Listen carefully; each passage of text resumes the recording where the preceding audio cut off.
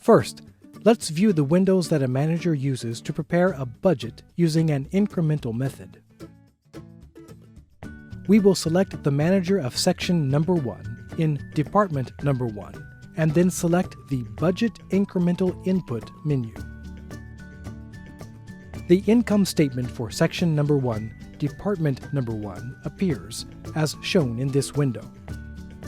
As you can see, the result from the previous year is displayed, and the manager can prepare the budget based on that.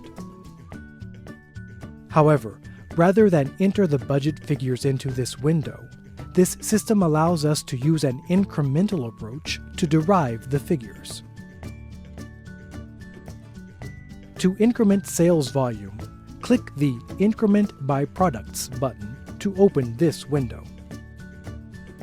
Here, the manager can refer to sales results from the previous year for each product segment. In addition, gross profits are prepared by entering the gross profit rate. In this demonstration, sales volume and gross rate can also be incremented by customer. Click the Increment by Customer at the Selected Line button to open the Detailed Increment window. This window is used to enter sales forecasts for each customer by product segment.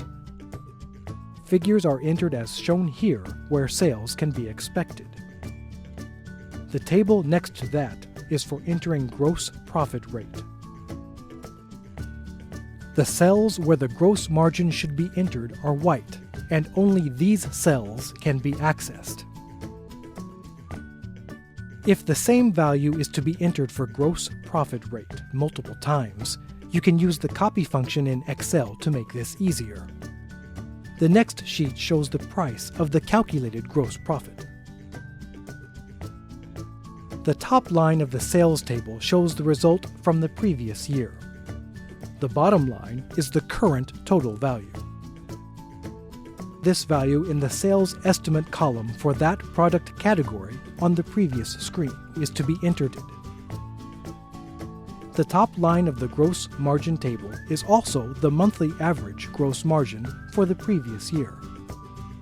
The bottom line is the current monthly average for gross margin of results. In addition, the top line of the next gross profit table is the result from the previous year, and the bottom line is the total amount. If we click the Back button, we can see that the content of the cell for this product category is the value we found on the previous screen.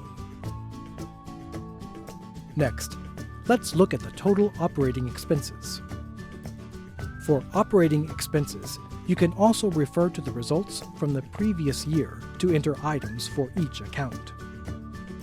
In this case, place the cursor on the Salaries row and then click the Accumulation of the selected lines by accounting titles. The Budget on Accounting Titles screen is displayed. Here, we will calculate salaries based on an assumption that there are 6 employees in the department. The top line shows results from the previous year, and the bottom line shows the total value. Next is from the viewpoint of the director. Let's examine the workflow.